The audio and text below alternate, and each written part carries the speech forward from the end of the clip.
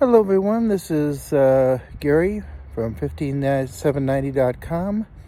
First of all, I wanted to say that I'm probably going to need a name change somewhere along the way, but I think for now I'm just going to stick with 15790.com and that should be fine. I want to talk about two things.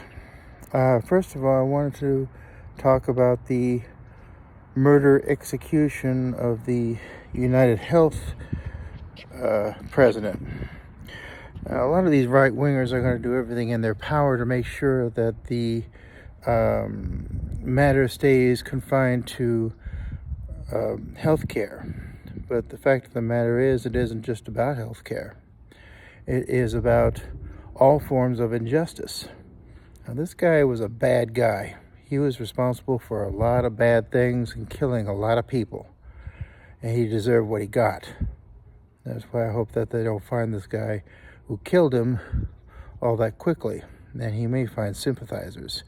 Much in the same way that the Olympic Park bomber got sympathizers. They certainly don't like it when we do it. We certainly didn't like it when they did it. Turnabout is fair play. So there you go. All I know is that it's not confined to healthcare.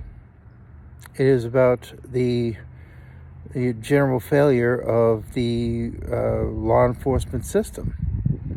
These people are doing everything they can to protect rich people, business executives, and things of that nature. It doesn't really matter what industry it is. They protect the rich and the powerful. They do not protect lower beings like us. So therefore, you turn to vigilante justice. And when that happens, that's not so good because people could get in the way of it. But when you have a president who's about ready to take command of the country again, and he has 34 violations and nothing happens to him, that could get on people's nerves. And I think that's going to be a problem. I think it's going to motivate people to resist him. It's going to keep him from really doing much of anything. And I do hope so. And also, you never know. There are kooks and weirdos out there that are getting kind of tired of, him not facing the music. He always seems to just get out of it, while others take the blame and go to prison. And that doesn't sit well with a lot of people. It doesn't sit well with me very much. But in any respect, something needs to be done to return law and order and accountability. And if it can't be done one way, it will be done in another. I don't think this is going to be the last time you're going to see this kind of thing go on. There are a lot of bad people who are very, very rich and have done a lot of damage to a lot of people. And some are going to be seeking vengeance for it. All I can say is these CEOs that have that, they better watch out. Because I think we're entering a very, very dangerous phase of vigilante justice. And that's not so good. The second thing I wanted to point out was about my continued homeless problem. I'm still putting out application after application, and I still need to have full-time work, and it's still not happening. The only advice that I seem to get are kind of twofold, and that is, one of them is seek out government services or religious services. All these things are stretched way past the point where it can be handled anymore. So I'm not going to be able to get any kind of assistance from them. If I want vocational or job training or something like that, those are stretched too. Because you try calling the numbers that people always try to give to you. They want to give you all the help they can, except for a job, which will be the only thing that matters. But they give you phone numbers and lots of phone numbers, bunches of phone numbers, and you try calling them, and all you get is an answering machine. And you call them back, you get an answering machine. You call them back, you get an answering machine. No matter what. These people do not return your calls, and you're still set with the same problem. Sorry about the fire truck.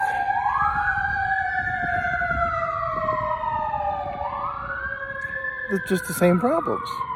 And the problem is these organizations, these governmental programs are stretched way past the point where they've already snapped and given way. There are too many people that need help. The only thing that is going to help in any way, shape, or form is a full-time job. That's the only way I'm going to get off the streets, and I'm going to be able to, live in a proper way. I don't want another Christmas like this because it sucks. Or I'm sleeping on cold concrete. I feel useless. The only thing that's going to help is a job. The only single solitary thing. Government programs, they're full. Religious programs, they're full, and I doubt them and I don't trust them because I think they've chosen another god.